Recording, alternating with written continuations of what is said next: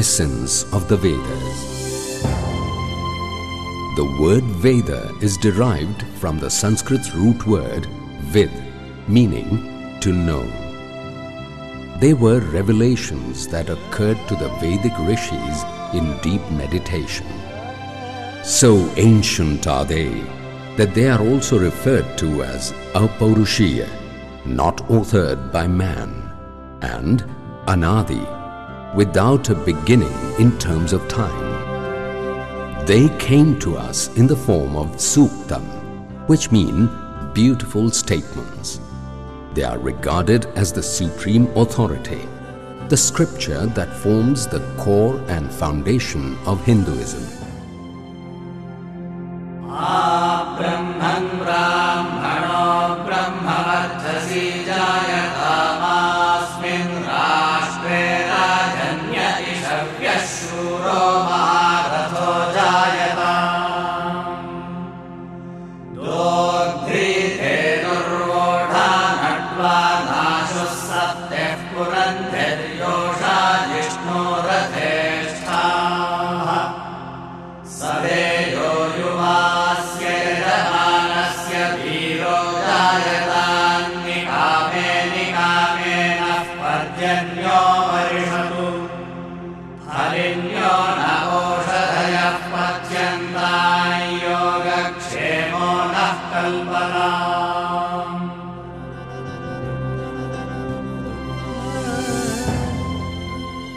Rig Veda is the oldest available literature of mankind. The word Rig in Sanskrit means praise, and the hymns of the Rig Veda are an expression of adoration and worship addressed to the various Vedic deities such as Indra, Agni, Soma, and Surya. They reflect a devotee's relationship to the deities as a friend, as a child to his parents, or as a servant to his master. The introduction of this concept represents the beginning of Vedic philosophy.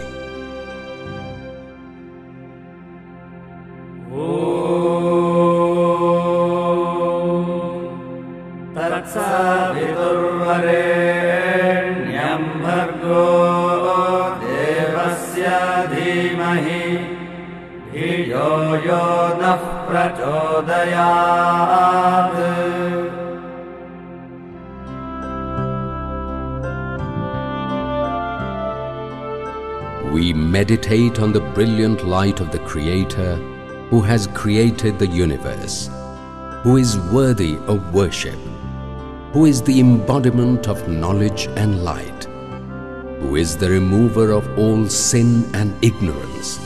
May He enlighten our intellect.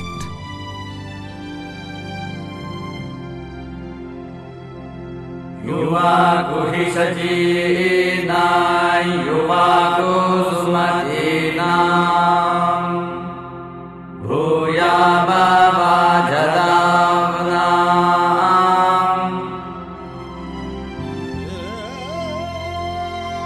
May we be the sharers of your speech and actions, and of the benevolence of you, O preachers and learned men, who give knowledge, strength and food so bounteously. Let us therefore utilize them properly. Tvamagna urusham saya bhagade sparhayadrekna paramam vanoshitat Adhrasya chit pramatiruchyase Pita prapakamshasya pradisho vidushtaraha. O Agni, our speech sings your praise. You are for us the giver of the desirable wealth of wisdom. Be like a father to us, giving us, who are immature and poor of learning, the wealth of knowledge. Your knowledge pervades the whole world. Kritasya प्रेषा ऋतस्य धीतिर्विश्वायुर्विश्वे अपांसि चक्रुः यस्तुभ्यन्दाशाद्यो मा ते शिक्षात्तस्मै चिकित्वान्द्रयिन्दयस्व। O Agni, the upholders of truth, those whose works are inspired by truth, have created the living world of vitality. You know those who surrender to you and desire to learn from you. Let light and knowledge flow into them. भद्रं कर्णेभिः शृणुयामदेवा भद्रं पश्येमाक्षभिर्यजत्राः स्थिरैरङ्गैस्तुष्टुवांसस्तनोभिर्व्यसेम देवहितं यदायुः।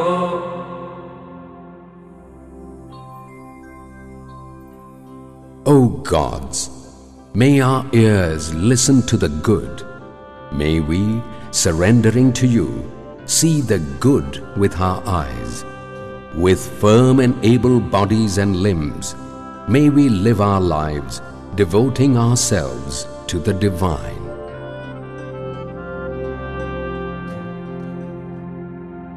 तं पृच्छता स जगामास वेदसचिकित्वाम् ईयते सान्वीयते तस्मिन् सन्ति प्रशिशस्तस्मिन् निष्ठयाः स वाचस्य शवसः शुष्मिणस्पतिः। Ask Agni. He moves everywhere. He knows. He is the conscious one. He alone can lead you. In him lies true instruction and a life full of meaningful enjoyment. He is the God of valor, vitality, and austerity. इन्द्रश्रेष्ठा निद्रवीणानि देहि चित्तिन्दक्षस्य सुभगत्वमस्मे पोषं रयीणामरिष्टिं तनूनां स्वात्मानं वाचः सुदिनत्वमह्नाम्।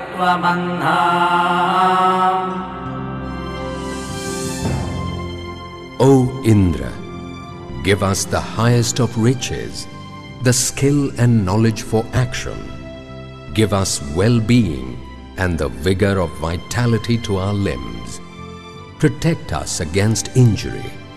May we become sweet of speech, and may our days be days full of light.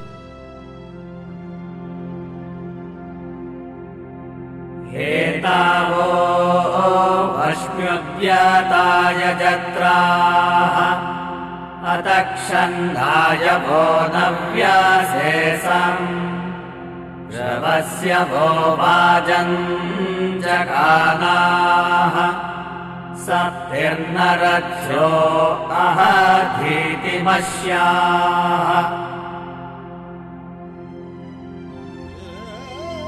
O gods, worthy of my sacrifice, I desire to hear you speak. You are ever new, and men create ever new songs for you. Come, listen to our songs. May our minds that desire vigor fly to you with the speed and power of horses that drive chariots. जन्मन् जन्मन्निहितो जातवेदाः विश्वामित्रेभिरिध्यते अजस्रः तस्य भयं सुमतौ यज्ञियस्य अपि भद्रे सौमनसे स्याम।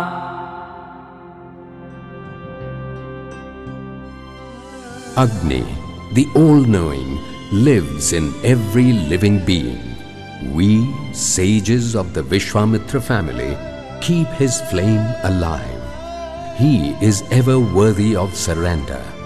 May we, with lively minds, ever dwell in his beauty and truth.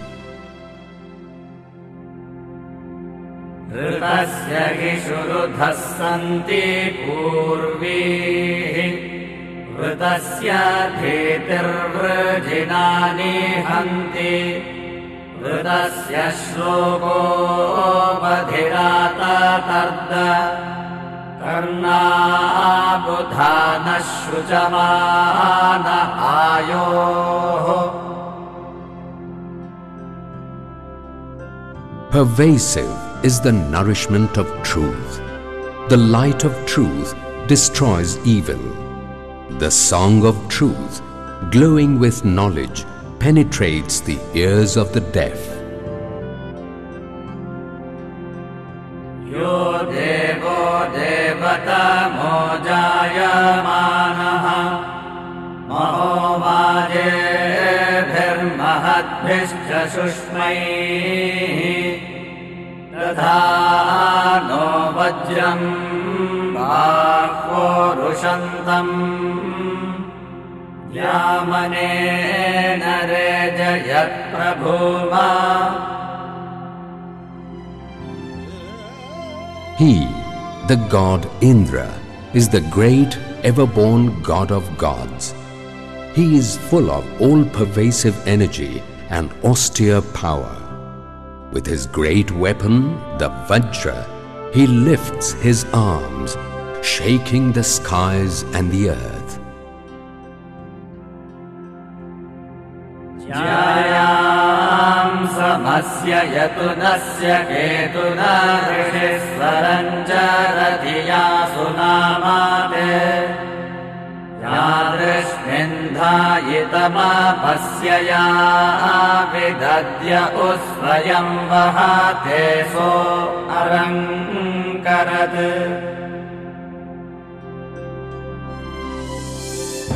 The sages sing songs pronouncing your name, O great and moving sun god in the heavens, the god who can be seen. Whatever you put your mind to, you achieve through your action. He who contains both the action and its fruit within himself really acts. Agne pavasvasvapa asme varchassu viryam dadhadrayim mahiposham.